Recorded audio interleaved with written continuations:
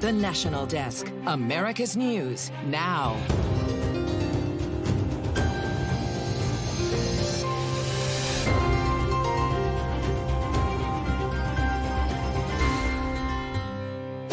I think this was a failure of imagination. A failure to imagine that we actually do live in a very dangerous world. The acting Secret Service director grilled on Capitol Hill. A look at the tense exchanges and calls for accountability 3 weeks after a shooter almost took the life of a former president. The park fire grows to the 5th largest ever in California's history. We're tracking the devastating impacts on one family and the bleak new title, The Blaze Could Soon Claim. And golden again. U.S. women's gymnastics back on top in Paris. Why this year's all-around gold is the ultimate redemption story. This is the National Desk, America's News Now. I'm Amira David. Tonight, barely a week after taking over as interim director of the Secret Service, Ronald Rowe testifying before the Senate on the investigation into the agency's failure to protect former President Donald Trump from an attempted assassination at a political rally. 3 weeks after the shooting that claimed the life of one in that rally and injured 2 others. Still more questions than answers. National correspondent Kayla Gaskins joining us now from Washington with the very latest. Will be the truth. Interim Director of the Secret Service Ronald Rowe coming to Capitol Hill prepared Tuesday with visual displays and a more candid demeanor, attempting to give lawmakers more answers about the attack on Donald Trump than his predecessor Kimberly Cheadle had last week before she resigned. I identified gaps in our security on July 13th and have implemented corrective actions. One of Rowe's first actions in charge, a trip to Butler, Pennsylvania to see the rally site himself. What I saw made me ashamed. I cannot defend why that roof was not better secured. What do you need to hear from Rowe to get that confidence in him? There needs to be a complete review, and then there needs to be a plan of action going forward. Rowe outlined changes he's already made, including increasing the use of drones to secure rooftops and elevated spaces, expediting additional resource requests by field agents, and expanding communications for teams on the ground. Also launching disciplinary investigations into the agents who made the decisions for the Butler rally. Senators on both sides anxious for swift accountability at all levels. People need to be held accountable and lose their jobs. Then Just like you have. somebody to And I will hold tell them you, accountable. Senator, Rowe pushing back on the pressure. I will tell you, Senator, that I will not rush to judgment, that people will be held accountable, and I will do so with integrity and not rush to judgment. Also testifying Tuesday, the deputy director of the FBI, who confirmed the suspect, Thomas Crooks, had multiple encrypted accounts they're working to get access to, leaving senators with possibly their own to-do list of future legislation to consider. We need to find out a way to solve that problem. And Amira, while Secret Service leadership has done multiple briefings and hearings with lawmakers and senators, they did say on Tuesday, now they want to hear directly from the lower level Secret Service agents, the ones in charge of making the decisions on the ground the day of the rally. And Kayla, the FBI deputy director, also confirming during the hearing today that a bullet did hit Donald Trump. Tell us about that moment. This was causing some contention last week because Director Wray sat before Congress and said there was some question as to whether or not a bullet actually hit the former president or if it was shrapnel that hit his ear. Trump immediately took to Truth Social to slam the director for those comments. Now, the FBI did give a follow-up statement saying a bullet did in fact hit Donald Trump. And today, the deputy director of the FBI reiterated that during his opening remarks. Samira. All right, more to come on this, that's for sure. Kayla Gaskins, live for us in Washington, D.C. Thank you. And tonight, California's park fire north of Chico is now the 5th largest ever recorded in the state's history. More than 383,000 acres have burned since it began last Wednesday. More than 110 buildings have been destroyed, including 6 homes belonging to one extended family. The fire is still growing and is considered just 14% contained at the moment. The largest fire, known as the Complex Fire in 2020, burned more than 1 million acres. Some analysts fear this fire could continue to grow to challenge that mark. The man accused of starting the fire, meantime, Ronnie Dean Stout II, will return to court on Thursday to formally enter a plea at arraignment. Further south in California, the Boral fire just east of Bakersfield has grown to 57,000 acres scorched. California Governor Gavin Newsom urging residents to heed the warnings of firefighters. I pray that people are mindful of these evacuation orders.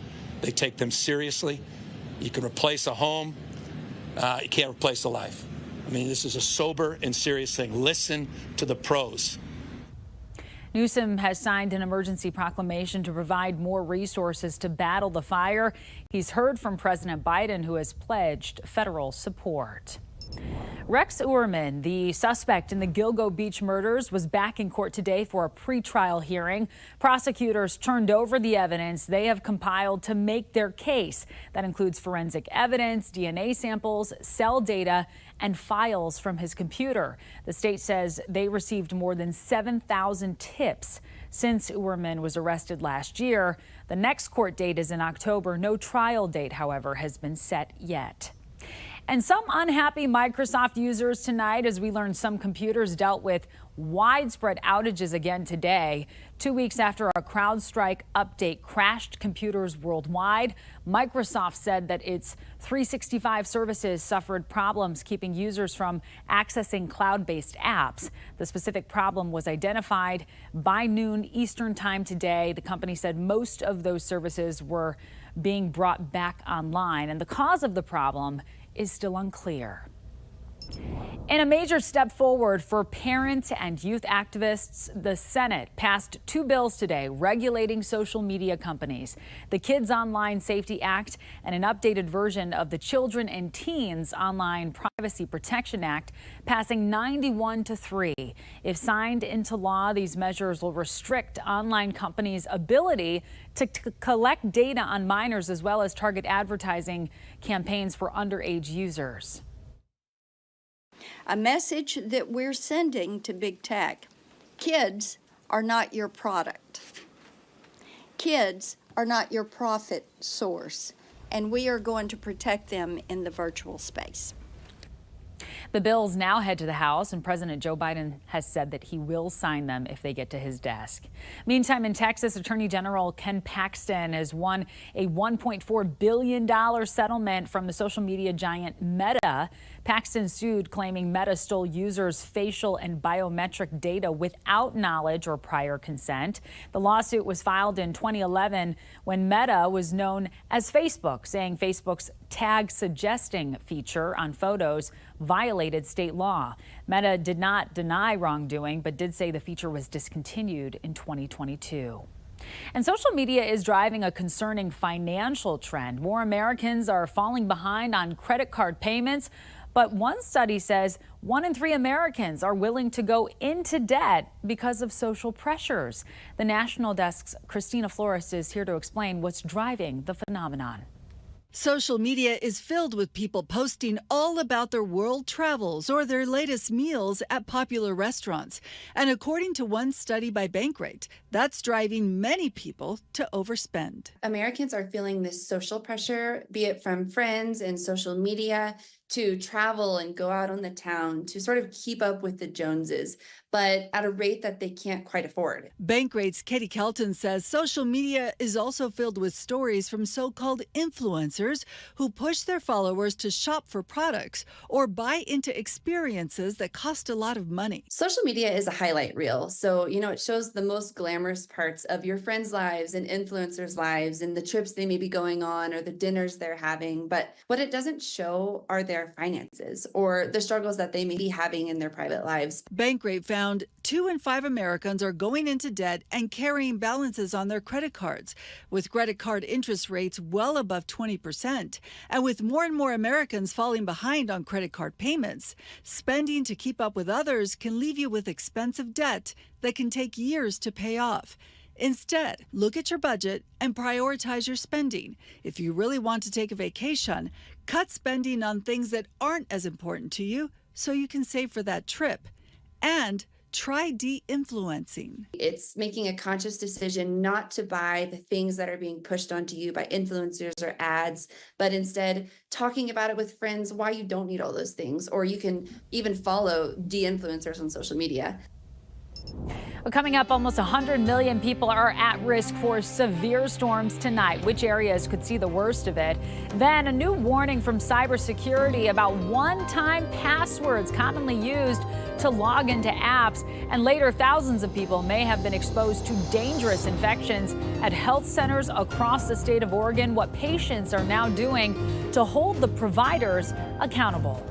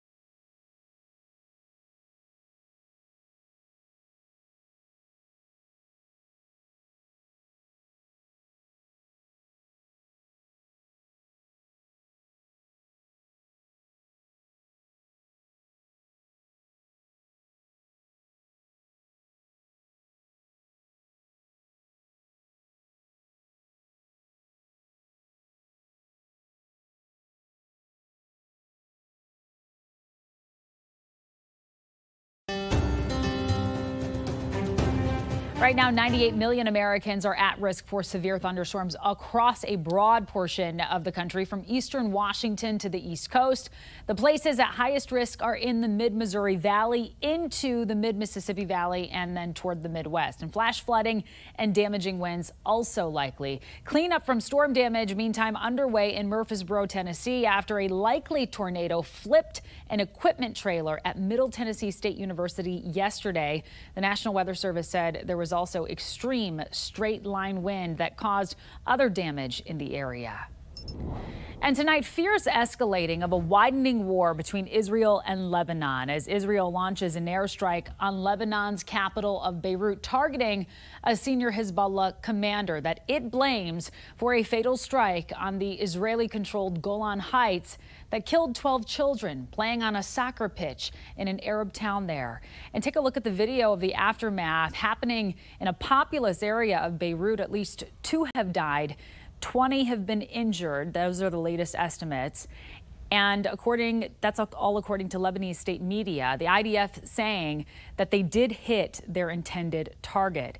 Hezbollah officials have denied last weekend's attack, though U.S. Secretary of State Antony Blinken on Sunday said every indication suggests the strike was a rocket fired by the militant group. Cross-border fire has been a constant at Israel's northern border with Lebanon since Hamas's October 7th attack and Israel's subsequent military response in Gaza. The hostilities have caused civilian deaths and forced the evacuation of several communities on both sides of the border. The U.S. reiterating today its commitment to finding resolve. Our hope is we'll end these terrible attacks and, again, allow Israeli and Lebanese citizens on both sides of the border to safely return home. That's going to continue to remain our focus and goal. Vice President Kamala Harris and Senator J.D. Vance campaigning in battleground states today. Harris holding a large rally in Atlanta, Georgia in less than an hour. The campaign argues her appeal to younger voters, working age women and non-white voters has shaken up the state's dynamics a bit. Donald Trump's running mate J.D. Vance is in Nevada today holding 2 events. He spoke at a high school in Henderson earlier, and he's hosting a rally in Reno this evening. And the head of the Heritage Foundation's Project 2025, Paul Dans, has resigned. Project 2025 is a 900-page think tank proposal for what some conservatives wanted as a wish list for a possible second Donald Trump term.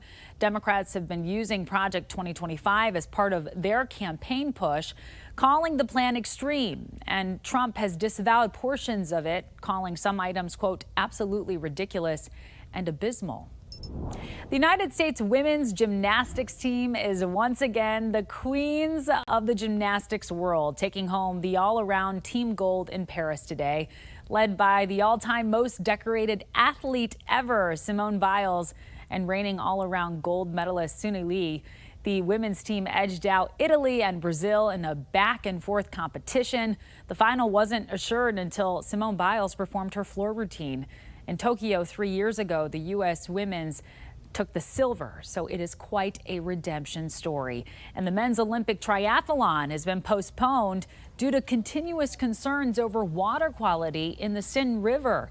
Paris Olympics organizers say they will try to host the triathlon tomorrow, the same day as the women's competition, but rain is in the forecast through Thursday. The events will only move forward if water tests show acceptable bacterial levels in that river, and a backup date is planned right now for Friday. And after 4 days of competition, the United States has extended their lead so far as the overall top medal winner with 26. France is still in second with 18, and China has the third most at 14. Japan leads all nations with 7 golds. The U.S. has 4 gold medals so far. One of the most convenient ways to log into an app has cybersecurity professionals concerned, with some saying one-time passwords should go away completely. The National Desk's Jeff Harris explains how cyber criminals use them to target your information. Some experts say these passwords, specifically when they are sent via text message, are more vulnerable to phishing attacks and SIM swapping. But others say, despite the safety concerns, how you protect yourself is more important. Amanda Fennell, an adjunct professor with an expertise in cybersecurity, tells us one-time passwords act as a secondary way of authenticating your security. So it would validate that they either have the email, like access their email, or an SMS and a text message. She says, just like many things, one-time passwords are vulnerable to cyber criminals. For example, when the text message is initially sent. And so that exchange right there is an opportunity for somebody to exploit, because they may have the phone, they may have their email. Now, Fennell believes we are moving towards a passwordless society, but we're not there yet, which is why one-time passwords are still necessary. Absolutely. We want to go to a passwordless realm. Is everybody ready for it? No. So in the meantime, we have to make do with what we have. Rajiv Garg, a professor of information systems, recommends instead of SMS, one better option for security is an authenticator app. You have to log in or go on the app and it's going to give you the one-time password and then you enter. And at the very least, set up two-factor authentication. Log in with your password. A code will be sent. You enter the code after your password is validated, and then you're able to log into the system. Now, we're also told it's important that you never share your one-time password, even if you receive a call or text message from someone claiming to be with a company that you use. I'm Jeff Harris reporting from Washington. Jeff, thank you. The job market is still cooling in the face of high interest rates, according to a new Labor Department report. There were 8.2 million job openings last month, down from 8.23 million in May. Hiring also dropped, along with the number of people quitting their jobs or just getting laid off. A job market that's too hot can encourage inflation. This as we learn Americans' confidence in the economy is improving. The Conference Board just said its consumer confidence index increased from 97.8 in June to 100.3 in July. That was mostly due to how people rated their expectations for the near future, not their feelings about the present. Blood centers across the country are putting out an urgent need for donors. As medical reporter Liz Bonas explains, it appears they too are yet another casualty of the CrowdStrike IT crisis that happened just a few weeks ago.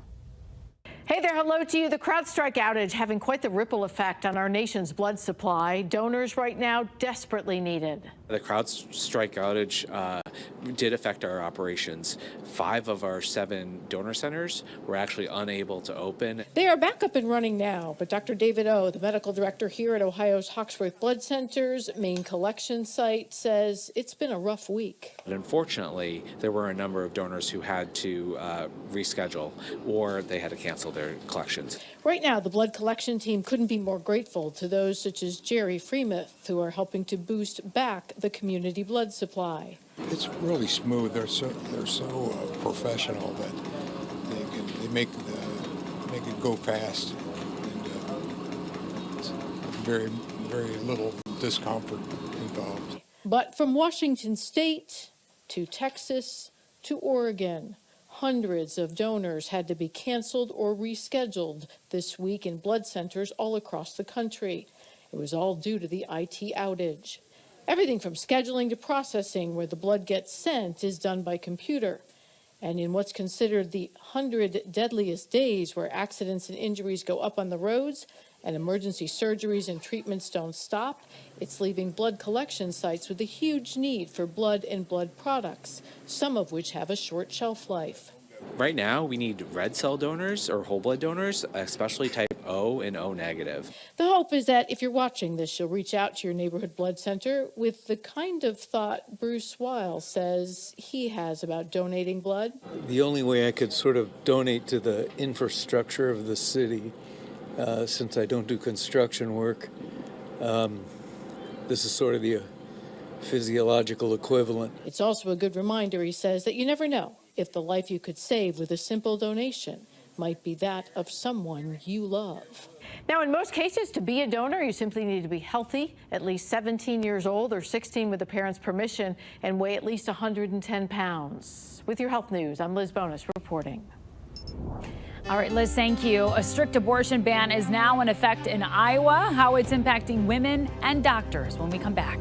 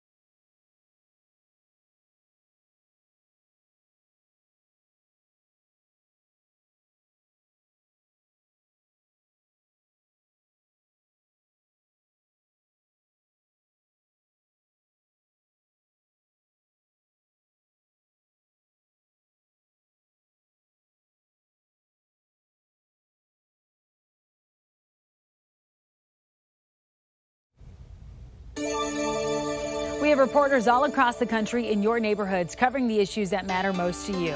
We're taking the pulse of America.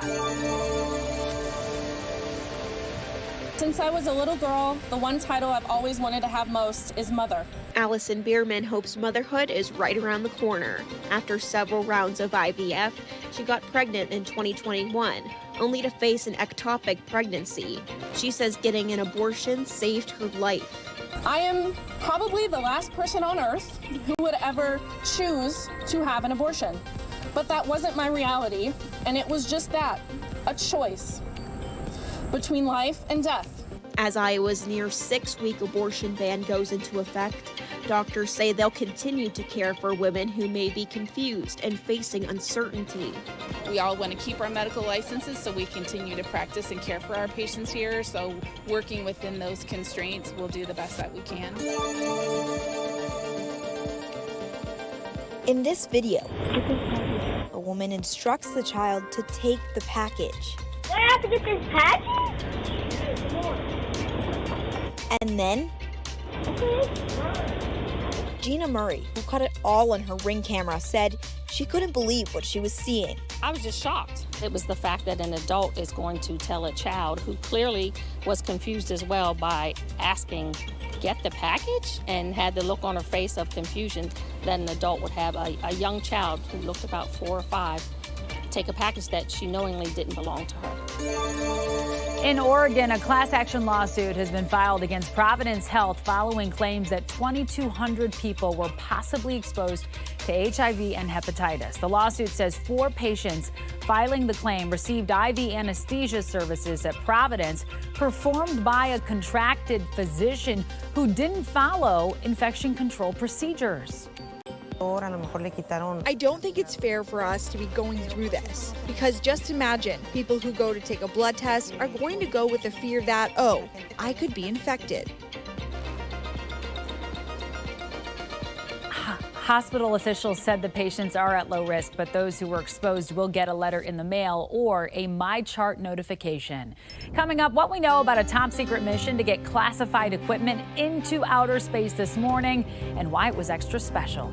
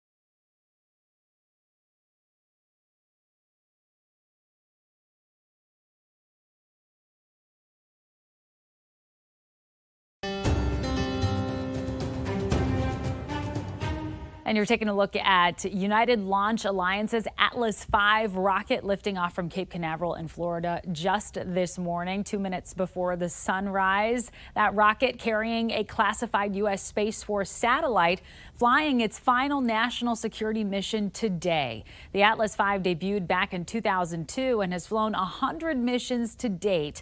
The 100th launch, by the way, was a notable one, sending Boeing's Starliner to the International Space Station last month with 2 NASA astronauts aboard, the first crewed mission for Atlas. As for the payload flying aboard today's rocket, I'm sure you're curious, but we know very little about that. Not surprising, given its top secret nature. That does it for this edition of the National Desk. We do invite you to join us again this evening for more coverage of America's top stories. I'm Amira David. Thank you so much for watching and have a great night.